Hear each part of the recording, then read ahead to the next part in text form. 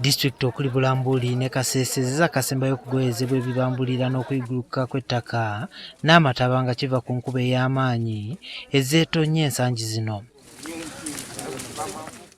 E Bulambuli omuntu omu yafudde mu njege yagwawo ku Lwokutaano lwa wiiki ewedde so nga e Kasese abantu 16 be baalugulamu obulamu.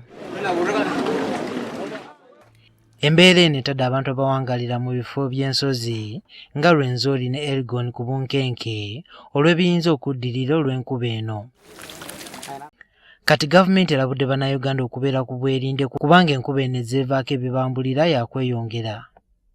Eno eyise mu kiwandiiko ekifulumiziddwa ofiisi ya Ssaabaminisita. Kati mu bitundu by'obugwanjuba mu masekati ga Uganda, mu makati ga Uganda, mu West Nile eyo, mu Elgon areas, mu Bugisu, Bulambuli, Buduuda, Manafa, Sironko, mu Kasese, Bundibujo n'ebitundu ebyo bigenda okufuna enkuba nyingi. Kati awo kyetuva permanent secretary kyava alabula.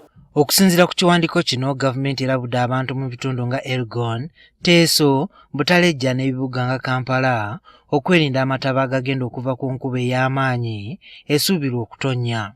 Mu bitundu bya Elgon ne Kigezi, abaayo balabuddwa ku kuyiguluka kw'ettaka olw'enkuba eno.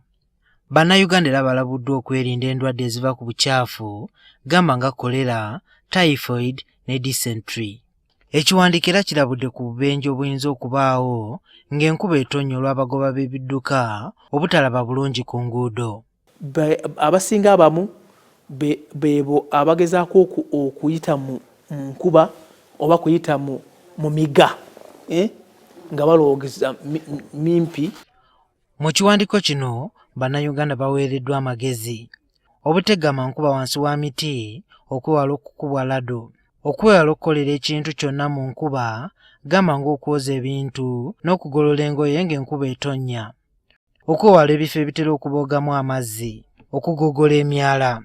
Singa obukulu abantu abo abali mu bifo ku nsozi ezisobola okubumbulukuka, ettaka okulumbulukuka, tubategeeza mu biseera bino bagezeeko babeere ne bannaabwe ab'emikwano, ab'enganda abali mu bifo ebiri seefa ebitali mu matiga.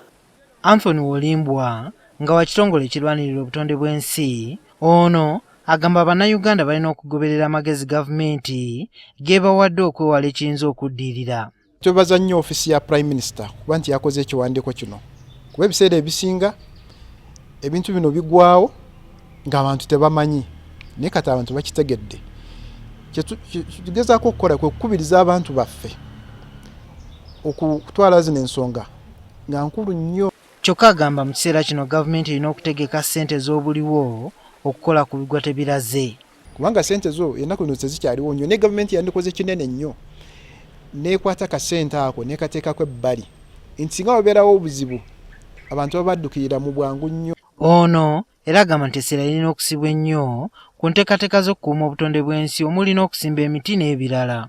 Waliwo ebitundu ebimu biyinza obutafuna enkuba bulungi, era saawa zino ogenda mu Uganda waliwo ebitundu ebimu tebirimu na nkuba, etoonya ebifo ebimu naye nga ebimu tebirimu nkuba.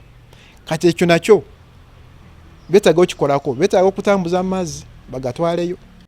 Abaminisita eby'obulamu nabo baliko amagezi ge bawadde bannayuganda ku ngeri y'okwerindamu endwadde eziva ku bukyafu. Bwe baweerawo enkuba wabeerako obungi bw'omusujja gw'essiri, tulabe nti tukozesa obutimba bw'essiri okwewala okusaasaanya omusujja gw'essiri. Ate tufube nnyo n'okulaba nti tunaaba mu ngalo ne sabbuuni n'amazzi. Ate n'abo abateewulira bulungi tuddukire mu ddwaliro basooke batukebere. Jumakiriya, NTV Akawungeezi.